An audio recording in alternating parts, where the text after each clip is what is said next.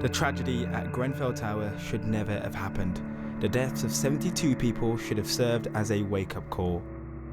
But 12 months on, there are people living in high-rise social housing whose lives are at risk because of structural defects dating back a decade that have not been fixed. The future is uncertain for some of the 87 households on this North London estate.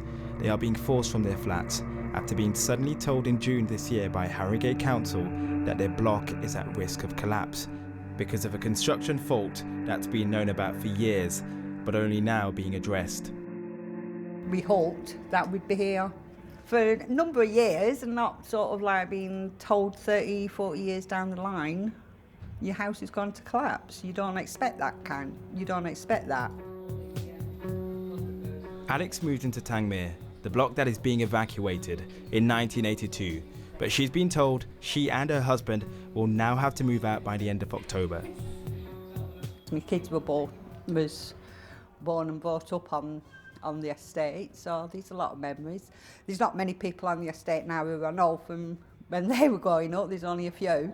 Even my friends have all moved off and moved away, so we're basically just the two of us now. So you're looking forward to moving? Well, we're looking forward to moving, yeah. The 116 flats in this 6-storey building were built in the 1970s using what's known as the Large Panel System, or LPS.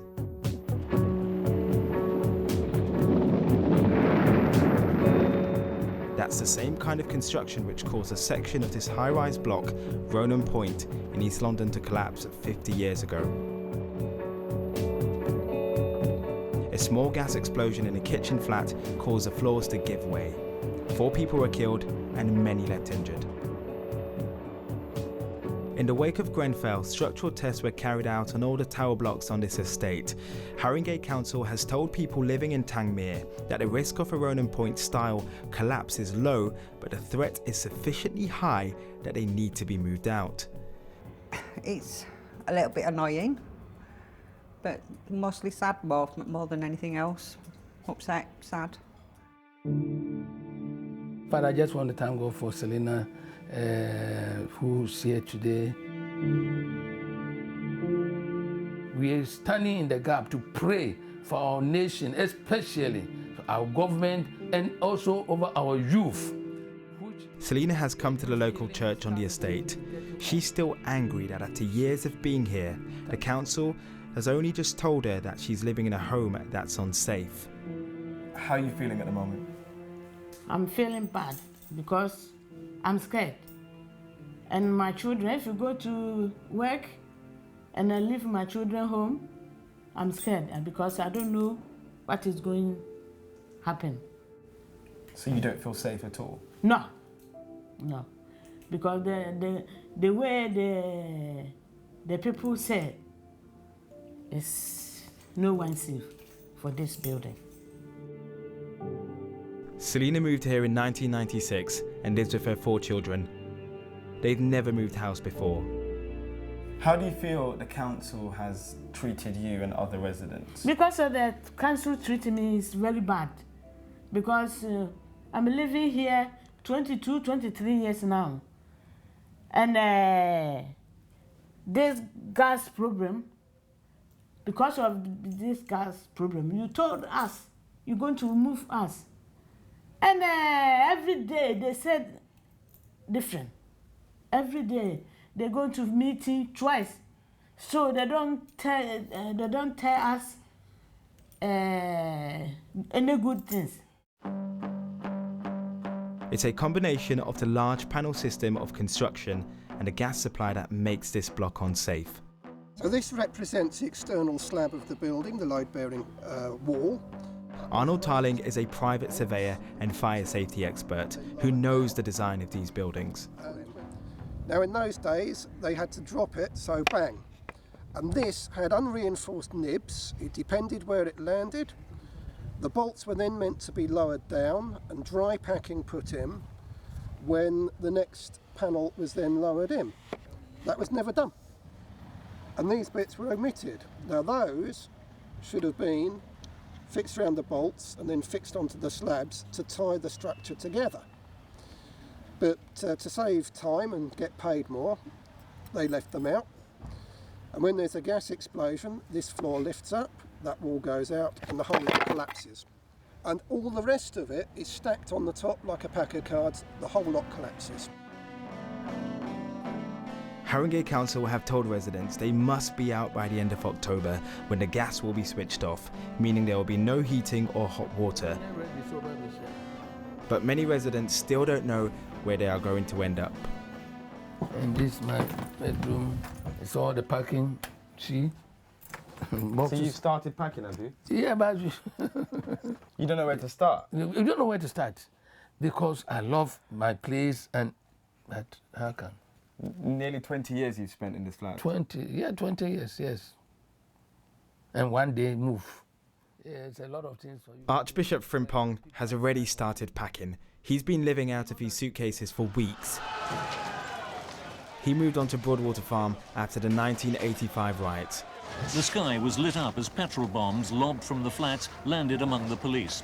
In the words of one senior officer, it wasn't England, it was madness.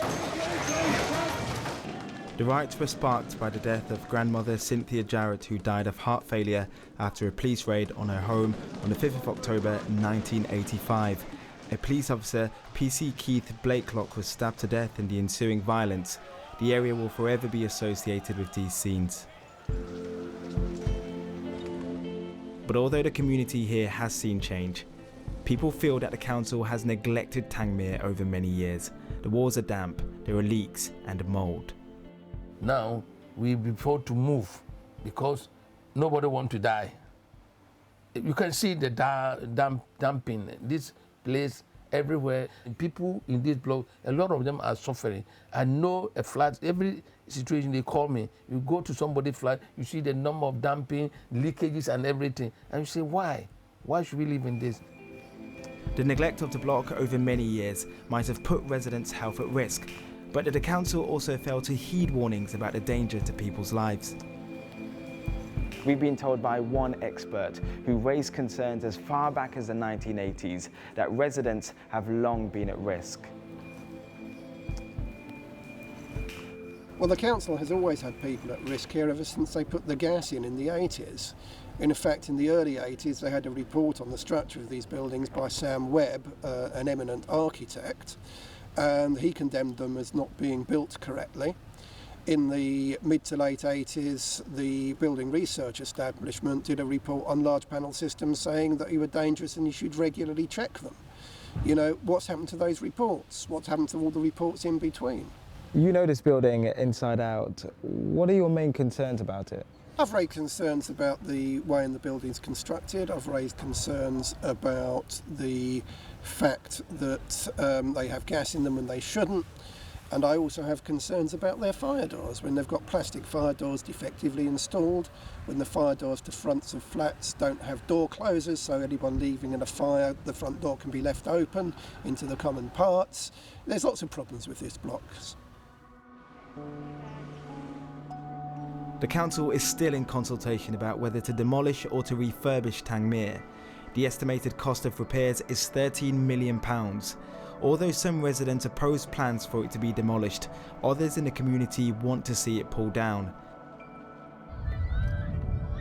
Clashford coaches the youth football team on the estate. He first moved here in 1978. At the end of the day, the problems with Tangmere is the mere fact that it's lived its shelf life. They haven't found anything in there that's illegal. It's lived its shelf life. You understand what I'm saying? It now needs to be knocked down and rebuilt. And I mean, it's as simple as that. But that's not how some people who've lived on the block most of their lives see it. I'm on my way to meet a man who moved in 1986, but now he's worried about where he's going to live. Hello. Hi Patrick. Patrick started squatting on the estate when he was 21. Later, he was offered this studio flat. In a way, I've made this my home, you know. Now all of a sudden they just want to get us and kick us out and put us somewhere maybe worse. 3 generations of Patrick's family have also lived on the estate. His mom, brother and sister, who've now left. You've lived here a long time. 30 years. So, I've never moved in my life, so to me it's like hard just thinking about it day by day. But what can I do? If they have to kick us out, they've got to kick us out. But the problem is you don't know where you're going to be moving to. No. You've not been offered anywhere to live? No, not at the moment. Well, they said they might have found me somewhere, like in a converted house, which I specifically said that I don't want. But like I said, they're just giving us the first property we have to move to. Like we've got no second options. We can see a lot of damage to the room as well. Yeah, that was from the leak from upstairs. What's it been like living in these conditions for such a long time? You just get used to it. Patrick has yet to receive a formal offer for a new flat. The council says of the 87 residents in Tangmere, 60 have been offered alternative accommodation, but only 19 have so far accepted their offers. But in just over 2 months, they all have to leave. Most don't know where they will end up. But is Tangmere just the tip of the iceberg? This programme has been told by the research group Tower Block UK that there are 1,500 large panel system blocks that need to be structurally investigated to ensure they are not in danger of progressive collapse. Other tower blocks in London, Leicester and Portsmouth have been evacuated, leading to concerns that councils already strapped for cash will struggle to find funds to deal with rehousing affected residents.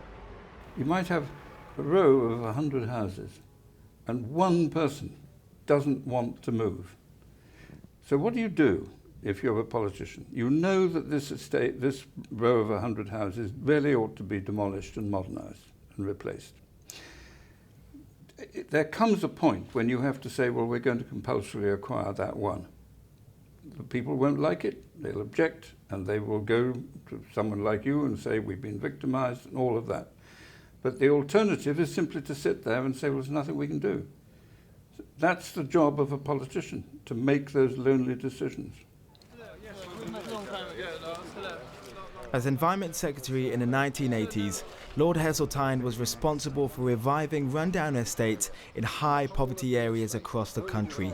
He now wants the government to offer more support to local authorities to deal with the housing crisis.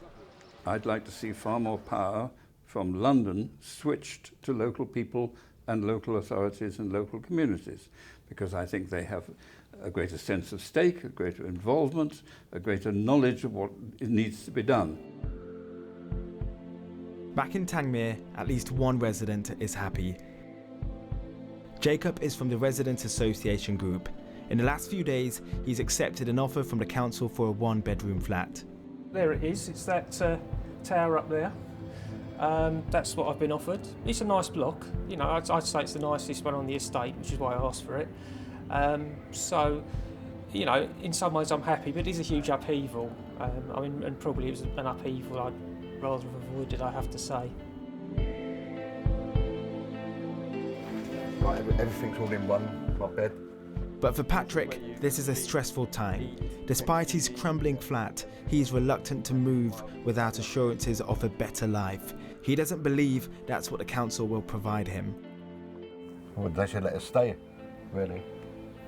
And do, like they said, in the other blocks, they're putting all electric boilers in, and they could do that to this block and Norfolk. But because apparently there's a problem with the gas supply or something. So they're just going to kick us all out, and I'd either do it up or knock it down and rebuild it. After the Grenfell tragedy, residents pointed out that their concerns about safety had been ignored for years.